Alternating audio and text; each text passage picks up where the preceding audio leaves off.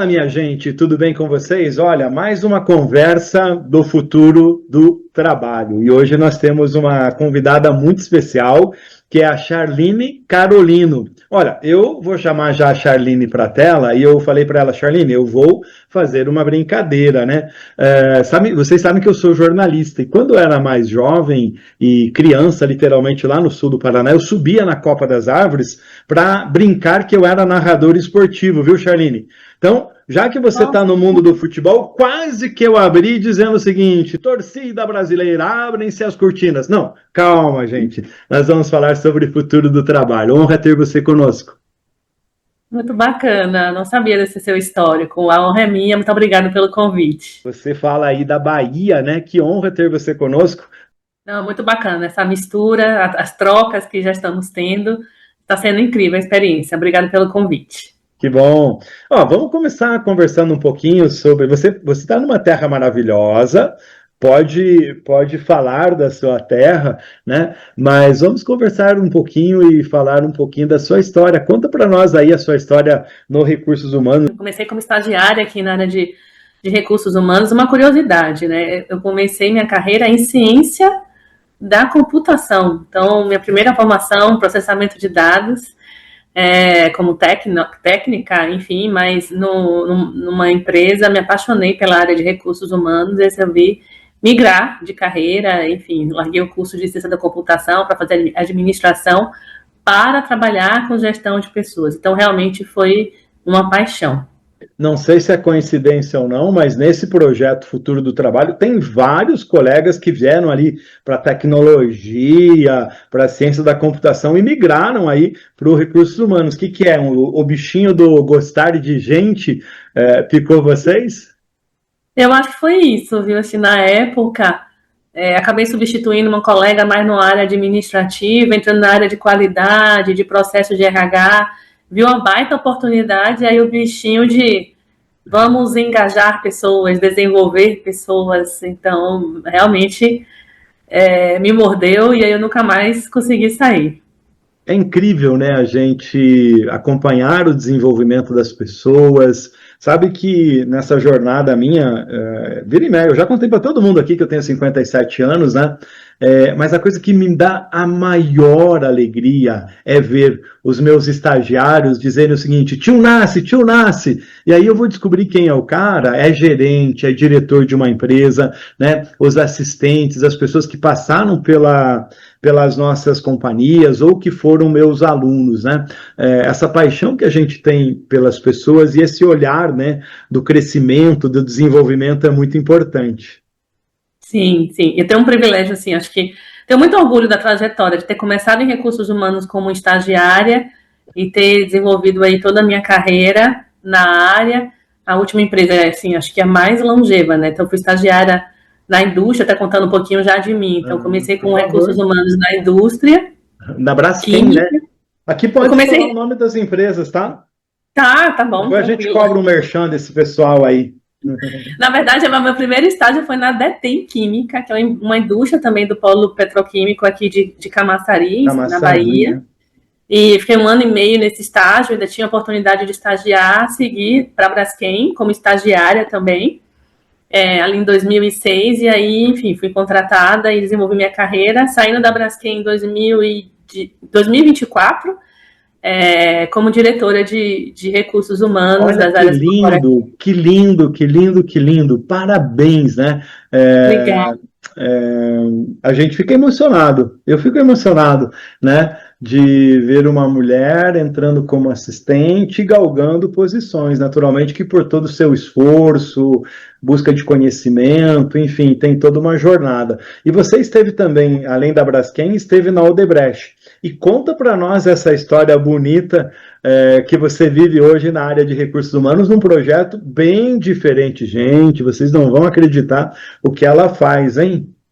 Exatamente, assim, eu passei 18 anos, quase 19 anos no grupo, né, a Braskem é parte do grupo Odebrecht.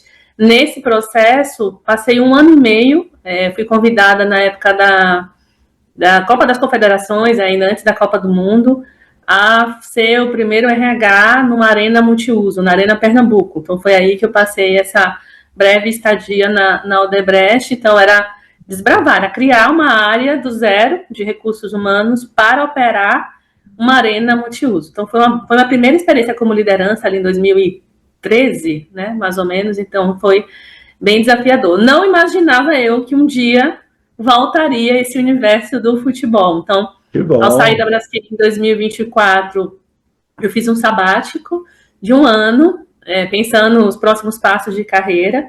E esses próximos passos, uma das questões, eu falei, poxa, quero ampliar repertório, conhecer outros segmentos. Eu brinco que a gente tem que ter cuidado com o que a gente pede para o universo, porque ele atende. Tem uma conspiração positiva, e se a gente trabalhar um pouco, dá certo. Exatamente. Então eu estava buscando, falei, deixa eu sair do mundo da indústria, conhecer um outro setor. Morando em São Paulo, fiquei 14 anos em São Paulo, fui na época movimentada pela Braskem, fiquei lá até o ano passado, até 2025. Segura aí um pouquinho, segura um pouquinho. Você que está nos acompanhando está curioso para saber qual é o novo mundo que a Charline entrou? Depois dos comerciais. Calma, a gente não tem comerciais aqui não, pode contar para todo mundo, é uma história muito legal, eu gostei demais. Muito bacana. Então, nesse retorno do sabático, eu comecei a buscar, né, recolocação, um setor diferente da indústria, ainda olhando São Paulo, não tinha o desejo de sair de lá, depois de tanto tempo. E aí eu fui, enfim, achada, identificada, algumas indicações no mercado. O Bahia, Esporte Clube Bahia, no movimento de SAF, né, depois do investimento do grupo, do City Futebol Group, que é um grande complexo aí de entretenimento de esporte no mundo, com 13 clubes ao redor do mundo, enfim. Entre eles o Bahia, buscando uma diretora de RH, uma executiva, para trazer um apoio para acelerar a profissionalização do futebol, né? Que legal, que bacana. E o que está no escopo de uma gerente, de uma diretora de recursos humanos dentro de uma SAF, de um grupo de futebol? Se você puder falar um pouquinho sobre isso, porque a gente já vai virar a chave, né? Sair do campo do futebol para ir para o campo do recursos humanos. Vamos falar sobre o seu capítulo no livro, mas como o bom jornalista eu não resisto. Mais uma perguntinha, vou resistir às outras, tá? Eu ia te perguntar a escalação do time, mas a gente deixa para um próximo episódio. Esse eu não sei, aí eu deixo para os universitários especialistas, enfim, cada um com a sua competência. E aí o que você pergunta, o que faz? Tudo, né? Enfim, então, como responsável, né, como diretora de RH, todos os subprocessos de RH, enfim, desenvolvimento, cultura, muita organização de processos, liderança, a parte de folha de pagamento, benefícios. Então, estou com toda a estrutura de RH sob a minha responsabilidade. Porque a gente pensando, né, quando a gente fala em futebol, a gente pensa no futebol que a gente vê na televisão ou vê no estádio, mas o backstage, né, o atrás do espetáculo, tem muita gente trabalhando para dar conta de vários setores. Quantas pessoas tem mais ou menos por aí no Bahia? Não, tem uma estrutura grande, assim, a gente está circulando ali 100 atletas, né, enfim, sempre tirando atletas que é um número mais, mas cerca de 500 pessoas. Olha, uma mega estrutura. É o tamanho de uma grande empresa, né? Porque hoje as nossas empresas, por conta da tecnologia, estão com seus quadros super reduzidos. Então, uma companhia, né? Uma empresa do entretenimento que emprega aí 500 pessoas é uma grande empresa. E tem que ter processos, naturalmente, processos de gestão. Você vai ao estádio ver o futebol, vai ver o jogo? Sim. Sem dúvida, assim, até muito um valor meu. É torcedora do Bahia também ou não? Sou torcedora do Bahia, claro. Até porque você é daí, né? Agora, quais são as lições, de novo, daqui a pouco a gente entra no nosso tema, quais são as lições do esporte, do futebol para a gestão? Dá para aprender coisas? Sem dúvida. Até você falando um pouco assim, você vai para o estádio, acho que é um pouco do valor meu do que eu acredito como RH. Eu acho que o RH, para ser um RH efetivamente estratégico, que influencia decisões importantes, tem que conhecer do negócio. Não tem como ficar distante sem viver, né, o mundo do futebol, entender a dinâmica, entender tudo. Backstage. Enfim, então não tem como não entender do negócio. Para isso eu preciso viver, preciso estar ali nos bastidores, mas também preciso entender essa paixão que cerca. Quando você fala de aprendizado, eu acho que a paixão é um primeiro grande aprendizado. Verdade, né? Então, né? esse olhar de engajamento pela empresa, mas também pelo time, como é que a gente traz esse equilíbrio perfeito entre funcionário torcedor, funcionário engajado, então é um grande aprendizado, né? Além de, claro, todo esporte, você tem um olhar de alta performance, né? Enfim, então como é que você traz isso permeando não só o campo, mas também em todos os bastidores. Então tem sido, eu estou um pouco menos de um ano, vou fazer um ano ainda no Bahia, mas com Muito bastante rico. aprendizado, muito rico. Fica aí o convite à provocação. O próximo livro nosso será As Lições de Gestão do Futebol aplicados a recursos humanos. Você falou de 2 pontos super importantes, né? A primeira delas, a questão da paixão, e a segunda, da alta performance. Agora, como é que você trouxe para o nosso projeto do livro um tema tão bonito, tão importante e, para mim, igualmente apaixonante na área de gestão de pessoas, que é o olhar da espiritualidade como vantagem competitiva? Isso é possível? Tem vantagem na espiritualidade nas companhias? Vamos lá, primeiro a gente tem que conceituar o que eu estou entendendo como espiritualidade. Eu trouxe muita perspectiva da Charlene, né? Enfim, então, acho que o primeiro ponto é a gente separar bem o que é religião, o que é espiritualidade, independente do mundo corporativo, na vida, né? Então, quando eu falo de espiritualidade, não é religião. Religião, acho que todo mundo entende como dogmas, crenças, alguns sistemas estruturados, né? Enfim, O grupo de fé, né, que as pessoas têm, católico, evangélico, espírita, né, enfim, as outras questões. A sua religião, o seu espaço quase que físico do exercício da fé. Exatamente, sistemas estruturados através de alguns dogmas, de algumas crenças. Quando eu trago um olhar de espiritualidade, e é um pouco do que eu acredito, uma conexão com algo maior, independente de dogma, independente de uma crença, de um sistema estruturado. Que conexão é essa com algo maior que nos guia? E para mim, viver essa espiritualidade, primeiro, acho que alguns conceitos. Eu não acredito no ser humano, o lado pessoal, o lado profissional. Existe o ser humano integral. E com ele, todos os valores, ética, integridade, enfim. Então, esse olhar de espiritualidade, viver em algo maior, viver se posicionando e nas relações com respeito, com amor, eu entendo como essa conexão já é viver. Então, a espiritualidade, muito mais como vivência, como experiência de conexão com algo maior que faz um sentido, que faz um propósito, que faz uma conexão. Boa, é isso que eu ia te perguntar, né? A gente fala muito em propósito e a gente precisa cuidar, porque a gente tem banalizado, né, alguns termos corporativos, isso é perigoso. Eu gosto da palavra e da definição do propósito e ando preocupado com a banalização. Tem a ver um pouco com essa história que a gente tem falado tanto de alinhar propósitos? Eu acho que sim, acho que no fundo, sim, acho que o propósito vai ser individual, né? Enfim, então essa busca da espiritualidade também. Quando eu falo de pensar em algo maior, que sentido eu quero, a propósito não olhar de sentido que eu quero dar para a minha vida, né? Então, nesse sentido mais amplo, posso dizer que sim, né? E aí viver na espiritualidade, viver dentro do mundo corporativo, é muito assim, quem é a Charlene quando ninguém está olhando? Uau! Repita, né? Assim, quem é o Nascimento quando ninguém está olhando?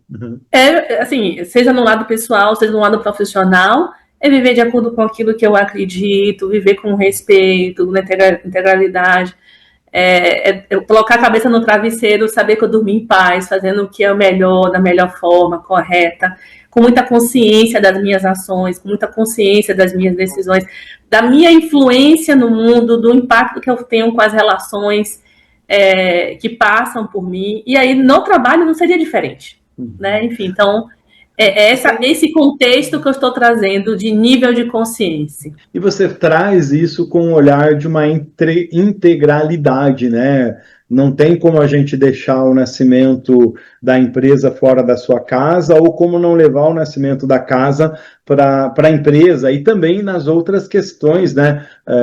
E aí entra o ponto da espiritualidade. Todo mundo está falando em inteligência artificial, mundo novo, tecnologia, quem vai substituir quem, o emprego de quem que vai ser roubado, né? Quando eu trabalhava, você trabalhou em empresa de obras também, né? O pessoal da obras dizia o seguinte: quem vai comer a marmita de quem, né? Que por conta ali né? Ou o jacaré vai passar aqui, né? Facão vai passar, e nesse mundo novo a gente está muito com isso, né? Por conta especialmente da tecnologia. E você traz uma provocação forte.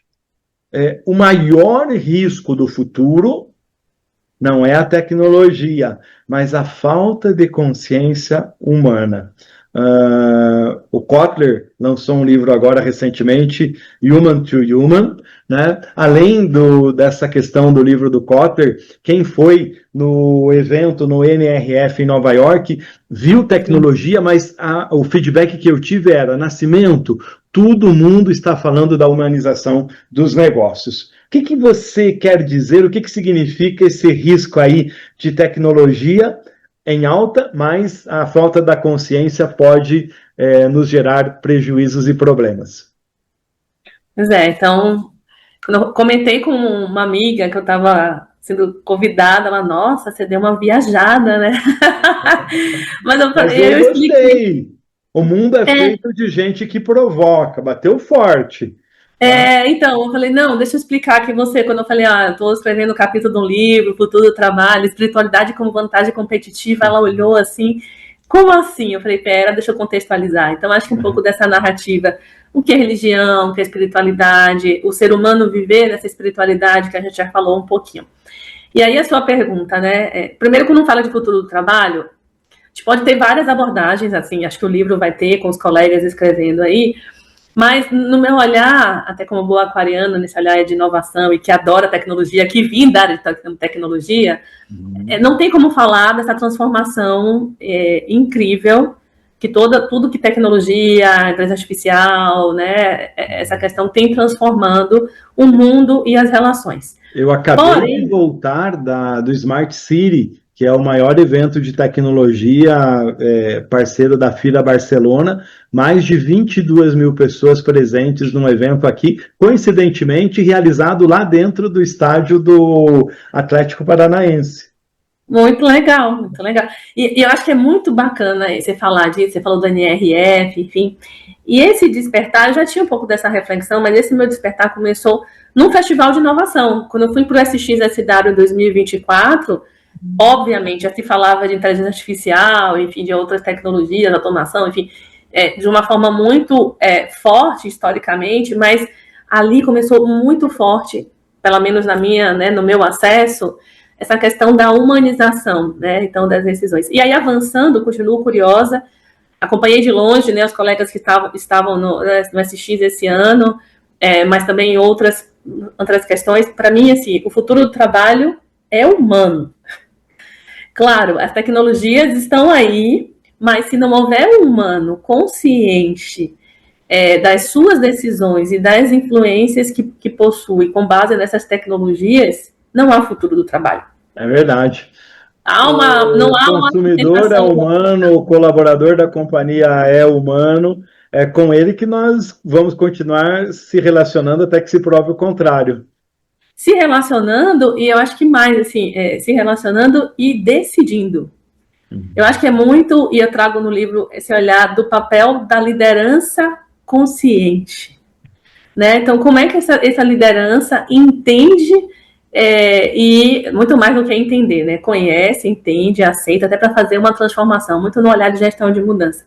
Entende o papel da liderança consciente nessa transformação que estamos passando e que vamos continuar passando. Então, hoje vai ser semana que vem já é diferente do que estamos discutindo hoje. Verdade. Por essa aceleração, né? Então, acho que quando eu trago esse olhar competitivo e essa questão do humano é muito o olhar de consciência. A máquina não tem consciência. Eu gostei da sua amiga falou para você, a Charlene viajou, né? Eu gostei dessa viagem. Tem uma outra viagem aqui que eu gostei. Você usa um conceito e um termo que eu quero conhecer e entender mais. Primeiro, defina para nós o que são tecnologias humanas, o que são e quais são, e se você pudesse escolher uma dessas tecnologias humanas, a qual você colocaria no lugar principal aí para alguém que está na liderança de uma empresa. Perfeito. E eu trago como diferencial competitivo justamente o ser humano consciente, a liderança consciente, que vai tomar decisão, que vai influenciar movimentos de mercado, movimentos de sociedade, porque é esse nosso papel dentro de uma organização, certo? Se a gente usa com inteligência, com maestria, nossas tecnologias humanas. Considerando que tecnologia humana, e aí vamos lá, considerando que tecnologia, eu estou entendendo que ferramentas, conhecimentos, um conjunto de ferramentas e conhecimentos que a gente usa para solucionar problemas e para uma melhoria de algo, né? Tecnologia, normalmente fala assim, vamos resolver um problema com determinada tecnologia. Quando a gente traz para a tecnologia humana, a gente não pode perder no radar que a gente nasce com tecnologias. Vou dar um exemplo. Eu citei algumas no livro, assim, no capítulo, mas eu vou dar um exemplo de uma, depois eu vou dizer uma que eu acho que, para mim, faz bastante diferença, porque, inclusive, faz diferença hoje no meu posicionamento como líder. Respiração. Você tem um conjunto de ferramentas que funciona ali, né, interligados para você respirar. Sistema respiratório. Você não pensa, o sistema respiratório. Eu já falei, sistema, né? Sistema respiratório. Você não pensa para respirar. O ponto e a gente nasce com isso. Então, alguns exemplos que eu coloquei lá como tecnologia humana. Respiração, autoobservação, adaptabilidade. O ser humano nasce, cientificamente, a gente tem aqui, a neurociência explica, a neuroplasticidade, a gente nasce com essa questão de adaptabilidade. Mas sem entender e sem resgatar essas tecnologias que nascem conosco, como é que a gente vai apoiar esse nível de maturidade emocional e de consciência que é necessário nas organizações? Então, no contexto de tecnologia humana é esse. O que nasce com a gente? Quais são os sistemas e as tecnologias que temos, que podemos lançar a mão para essa transformação que vivemos? Que legal. Então, isso. E aí você fez uma listinha, citou várias, e eu te perguntei, na sua opinião, qual é a mais importante? Eu acho que vai depender muito do momento. Eu gosto muito da respiração, porque uma tecnologia humana que regula emoções, basicamente, né, se você para uma presença e para respirar adequadamente, todo mundo vive no mundo acelerado e tal, às vezes só respirar, a gente nem dá aquela baixada, enfim. Mas um contexto que eu acho que para mim faz muita diferença é a pausa. Aquela pausa consciente, aquela pausa que eu vou respirar, vou oxigenar o meu cérebro, vou regenerar as minhas ideias, cientificamente falando. E aí eu vou pensar, ok, vou pausar, vou seguir a minha intuição, uma outra tecnologia, vou entender o todo para tomar a melhor decisão. Que legal! Então, acho que uma pausa consciente é uma tecnologia que vem munida de uma série de outras tecnologias humanas. Vou fazer duas confissões para você, doutora. Eu respiro mal e não faço pausas. Você me alertou aqui para, de repente, passar a respirar melhor, né? Usar essa ferramenta, essa tecnologia humana e também fazer pausas, né? A gente precisa aprender, né? Tem a música que fala, é preciso saber viver, né? Bonita. Charlene, eu queria te fazer uma outra pergunta. A gente já está chegando ao finalzinho da nossa conversa, diferente, muito rica e com um olhar diferenciado. As empresas, elas estão abertas no meio de tanta correria, de tanta pressão, de tanta tensão, cobrança e etc e tal, né? E até mesmo de falta de consciência em algumas vezes, porque a gente está falando muito sobre a questão da saúde mental, e a empresa por si não é culpada de tudo, mas muitas empresas estão gerando ansiedade, tristeza, angústia, depressão e burnout, né? As empresas estão abertas, né, para isso, e como, com a sua experiência, como levar esse conhecimento, né, essas tecnologias humanas, e não parecer menos estratégico. E já veio essa Charlene aí falando e querendo ensinar a gente a respirar. A gente está aqui para bater a meta. Eu acho que não de forma isolada, mas como é que a gente discute, desculpa, como é que a gente discute o desenvolvimento da liderança? Eu acho que tem a ver, e aí eu trago de uma forma mais ampla. Estamos investindo em uma série de melhorias, de processos, de tecnologias, mas estamos investindo nos seres humanos. Então, eu acho que as empresas estão abertas, sim, para esse desenvolvimento de maturidade emocional, de elevação de nível de consciência.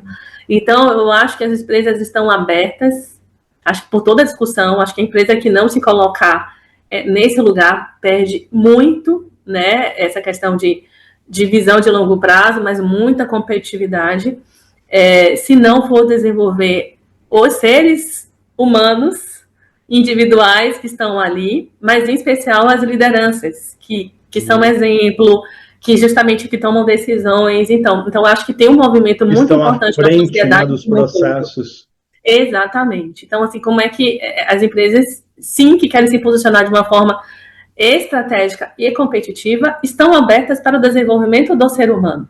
E, por consequência, lança mão disso também. Até porque os resultados gerados por um ambiente mais feliz, por um ambiente menos tóxico, menos agressivamente competitivo, em termos de turnover, de absenteísmo, de clima, de marca empregadora, de retenção de talentos, os resultados são incríveis, né? Olha, se o futuro do trabalho depende do nível de consciência das lideranças, aonde que você vê que as nossas companhias estão negligenciando? Eu acho que é justamente esse ponto. Eu acho que elas estão abertas, mas não necessariamente de uma forma linear, trazendo esse nível de consciência, de maturidade emocional para as pessoas. Claro que as pessoas têm que querer, né, esse desenvolvimento, mas eu acho que não pode negligenciar a construção de um ambiente psicologicamente seguro e saudável. E passa por isso. Então, acho que não pode ser negligenciado essa construção. Você falou, a tecnologia humana, como essa conexão. Para você ter um ambiente psicologicamente seguro, saudável, onde as pessoas vão ser livres para serem elas mesmas, para poder falar, para poder questionar, para poder errar, entender e aprender com o erro, precisa de presença, precisa de escuta genuína, não é ouvir. É possível construir, você usou um termo que eu gostei, construção de um ambiente psicologicamente saudável. É possível construir esse ambiente lá na firma? Eu acho que em qualquer lugar, onde tem ser humano. Tem ser humano, é possível.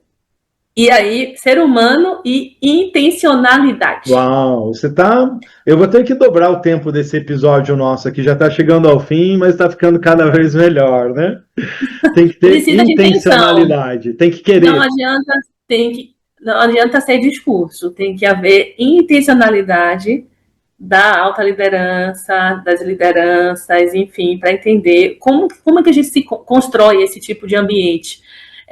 Psicologicamente seguro e saudável. Então, acho que precisa de intenção, e quando eu falo intenção, vincular, a estratégia de pessoas precisa passar por isso. As ações, o planejamento precisa passar por isso. Como eu quero construir isso? Isso que eu chamo de intencionalidade, com ações concretas. Muito bem. E aí, você que está do outro lado, gostou dessa conversa?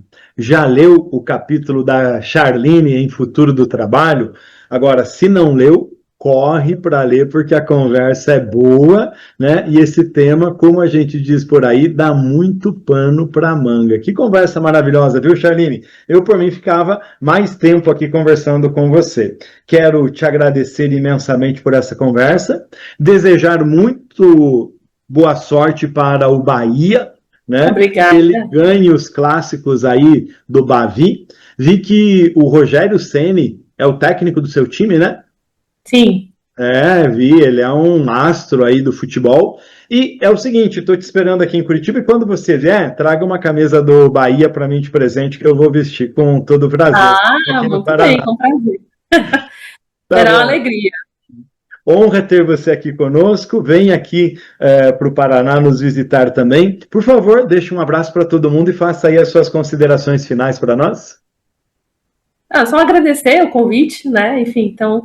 É uma alegria ter participado desse projeto com outros colegas, então aprendendo muito também com as trocas, com a perspectiva, experiências, enfim, de todo mundo em relação ao futuro do trabalho. Então acho que é bem interessante ver o que a experiência de cada um pode agregar para o tema. Então acho que vamos junto nessa transformação de mundo e de sociedade com seres humanos e líderes cada vez mais conscientes, presentes, e com intenção de transformar esses ambientes que estamos inseridos, né, que é o ambiente corporativo. Legal, e entendendo que a espiritualidade cabe sim dentro das organizações. Charline, um abraço para você e até a próxima oportunidade. Obrigada, um abraço, José. Futuro do Trabalho. Patrocínio Tifes Group e Marcondes Consultoria. Realização: você está contratado e Top de Gestão.